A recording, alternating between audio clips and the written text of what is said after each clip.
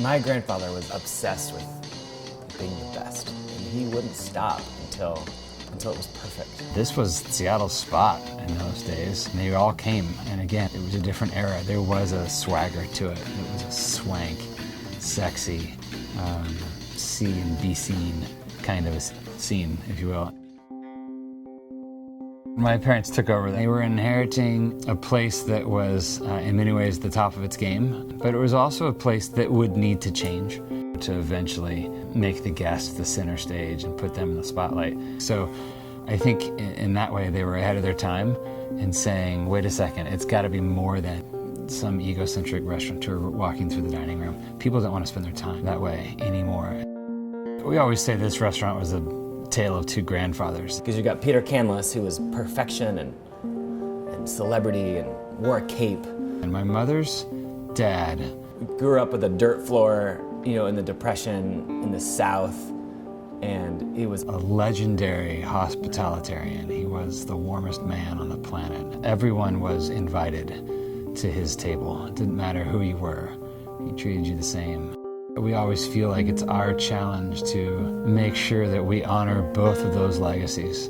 One grandfather who set out to build the world's most beautiful restaurant. He wanted the Canlis to be one of the great restaurants of the country.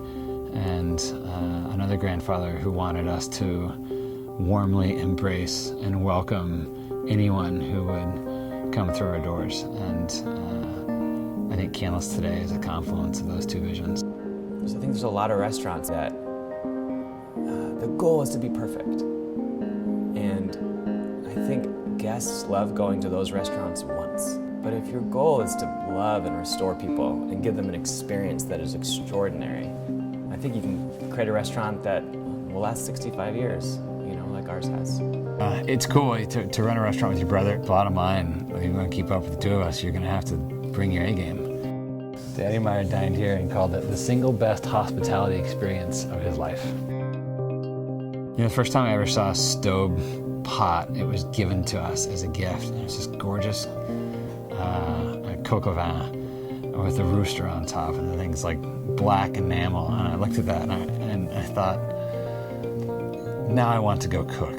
To me, that's the hallmark of a beautiful piece of kitchen equipment. Is there's something true about it. There's something old world about it.